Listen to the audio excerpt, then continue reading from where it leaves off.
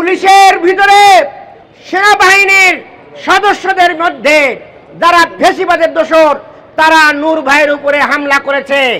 সকল দোসরদেরকে আইডেন্টিফাই করে আইনের আওতায় আনতে হবে। আসসালামু আলাইকুম ওয়া রাহমাতুল্লাহি ওয়া বারাকাতুহু। সংগ্রামী ভাই এবং বন্ধুগণ, নুরুল হক নূর কোনো অপরিচিত মুখ নন। তিনি ঢাকা বিশ্ববিদ্যালয়ে কোটা বিরোধী আন্দোলন করেছিলেন। পরবর্তীতে যে ডাকসু নির্বাচন হয় সেই নির্বাচনে তিনি ভিপি হিসাবে বিজয়ী হয়েছিলেন এবং সেই কোটা বিরোধী আন্দোলন থেকেই পরবর্তীতে এই জুলাই আগস্টের যে বিপ্লব হলো সেই বিপ্লবের সেই আন্দোলনেরও সেই ধারাবাহিকতা হয়েছে এবং সেই আন্দোলনেও নুরুল হক নূর ভূমিকা রেখেছিলেন এবং গ্রেপ্তার হয়ে তিনি নির্যাতনের শিকার হয়েছিলেন। তাকে সেই সময়কার পুলিশ বাহিনী উঠায় নিয়ে নির্মমভাবে নির্যাতনের শিকার করে অসুস্থ অবস্থায় তাকে কারাগারে প্রেরণ করা হয়।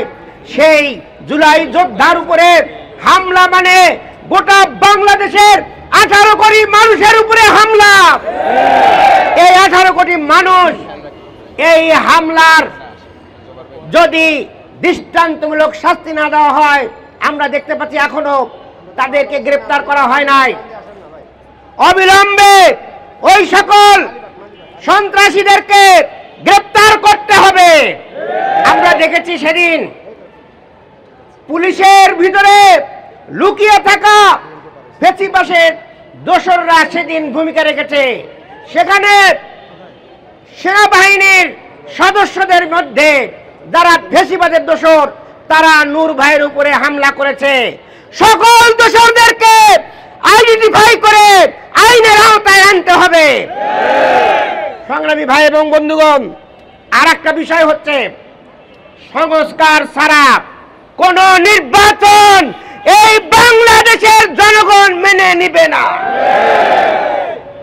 পিআর সিস্টেমের ইলেকশন আজকে আমাদের বন্ধুরা বুঝতে পারছেন না।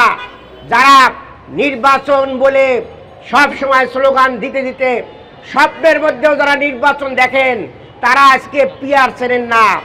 আমরা পরিষ্কার ভাষায় বলতে চাই, 91 সালে যে কেয়ারটেকার সরকারের মাধ্যমে আপনারা ক্ষমতায় এসেছিলেন, ক্ষমতায় আসার পরে আর তত্ত্বাবধায়ক সরকারকে আপনারা চিনতে পারেন নাই, ভুলে গিয়েছিলেন। মনে আছে আপনাদের? তখন আমরা বলেছিলাম কেয়ারটেকার সরকারের বিল পাস করেন। ওনারা বললেন নিরপেক্ষ মানুষ বাংলাদেশে নেই, পাগল আর শিশু ছাড়া নাকি নিরপেক্ষ মানুষ নাই। তারা কেয়ারটেকার সরকার এই পদ্ধতি বলছে যে এটা বাংলাদেশের সংবিধানে নাই, এটা আমরা মানব না।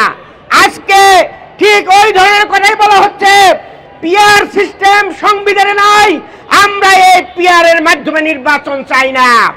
আমরা বলবো কেয়ারটেকার সরকার যেমন ভাবে চিনেছিলেন পিআর সিস্টেমও বাংলাদেশের মানুষ আপনাদেরকে চেনায় ছাড়বে ইনশাআল্লাহ।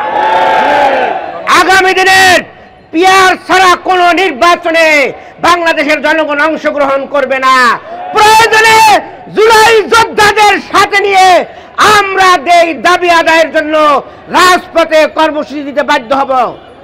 প্রিয় ভাই এবং বন্ধুগণ, আগামী দিনে আমরা এই অন্তর্বর্তীকালীন সরকারকে সাবধান করে দেব, আপনারা প্রয়োজনীয় সংস্কার জুলাই সনদের আইনি ভিত্তি না দিয়ে যদি নির্বাচনের দিকে যান তাহলে কিন্তু ভালো হবে না। এই দেশের জনগণ আপনাদেরকে সমর্থন দেবে না, আপনাদের বিরুদ্ধে আন্দোলন সংগ্রামে রাজপথে নামতে বাধ্য হবে। সংগ্রামী ভাইয়েরা, আমরা চাই না এই তত্ত্বাবধায়ক সরকারের বিরুদ্ধে এই অন্তর্বর্তীকালীন সরকারের বিরুদ্ধে আন্দোলন করতে, কিন্তু জনগণের অধিকার আদায়ের জন্য আমরা যেমন আগস্টে আমরা শহীদ হয়েছি, রক্ত দিয়েছি, আগামী দিনেও এই সংস্কার পিআর পদ্ধতির ইলেকশন এবং নিরপেক্ষ ইলেকশনের জন্য আবার যদি রক্ত দিতে হয়, শহীদ হতে হয়, তবুও আমরা পিছপা হব না ইনশাআল্লাহ।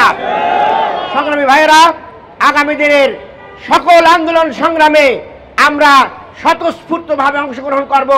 আমি আমাদের দেশবাসীকে সেই উদাত্ত আহ্বান জানাচ্ছি